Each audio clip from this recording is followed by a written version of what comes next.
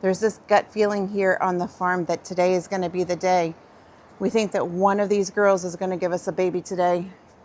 Will it be Rosie, who is being very naughty and going poo-poo in the barn? Will it be Pearl, who's hogging the fan? Will it be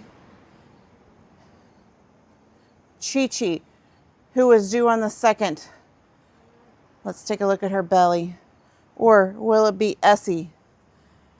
All of these ladies are suspect. Who will it be?